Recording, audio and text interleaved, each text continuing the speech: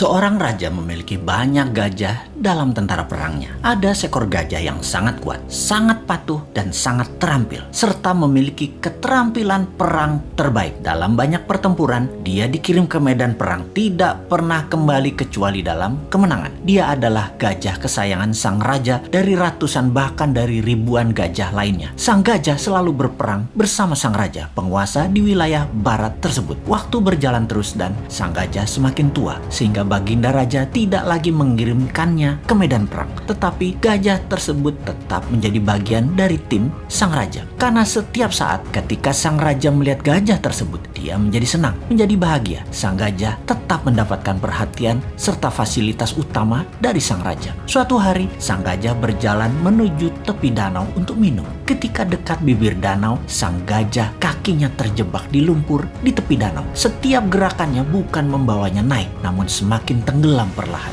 Dia terus berusaha, namun dia tetap tidak bisa mengangkat kakinya dari lumpur. Beberapa orang melihat usaha sang gajah dan tahu bahwa gajah tersebut dalam masalah besar dari nada suara teriakan belalainya. Dan berita ini pun tersebar cepat sampai akhirnya ke telinga sang raja. Semua orang panik karena tahu gajah ini kesayangan raja. Raja pun bergegas ke lokasi. Melihat gajah tadi terus tenggelam perlahan tanpa daya, sang raja memerintahkan semua orang di sekitar membantu mengangkat gajah tersebut. Mereka menggunakan berbagai cara untuk mengangkat gajah tersebut, namun tetap tidak bisa terangkat. Ini bukan makhluk kecil, ini gajah yang besar. Dalam kegelisahan dan kepanikan raja serta orang sekitarnya, datanglah mantan Perdana Menteri penasehat sang raja dulu. Dia memahami situasi saat itu. Dia menatap sang gajah, kemudian menatap sang raja sambil mengatakan, "Baginda, mainkan genderang perang segera saat ini di sekitar danau. Mainkan dengan keras dan semangat." Raja pun terkejut dengan saran itu, namun dia perintahkan hal itu untuk dilaksanakan. Tak lama kemudian, genderang perang dimainkan, memainkan musik perang. Ajaib, mata sang gajah tua tadi berubah menajam. Tubuhnya mulai bergerak-gerak. Ada perubahan dari perilaku sang gajah kemudian. Sang gajah perlahan mulai bangkit dan tanpa bantuan siapapun, sang gajah perlahan menarik dirinya melawan sedotan lumpur dan bergerak naik serta kemudian berdiri. Semua orang terkejut, tak terkecuali sang raja. Ternyata bukan karena kekurangan atau kelemahan kemampuan fisik yang terjadi pada gajah tersebut.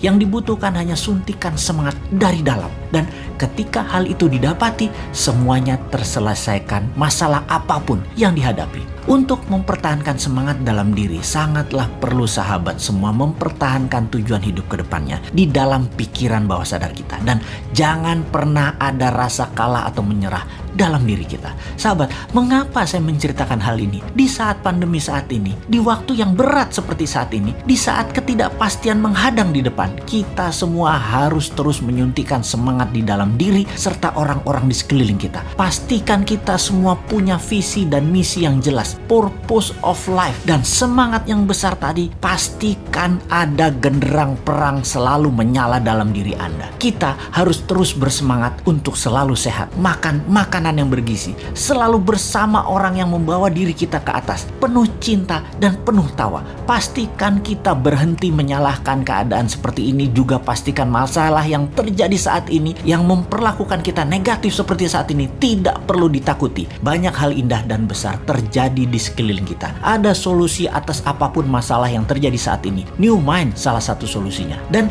tak lupa, selalulah bersyukur atas apapun yang kita terima, bersyukur atas apa yang terlepas, dan bersyukur atas apa yang akan kita peroleh.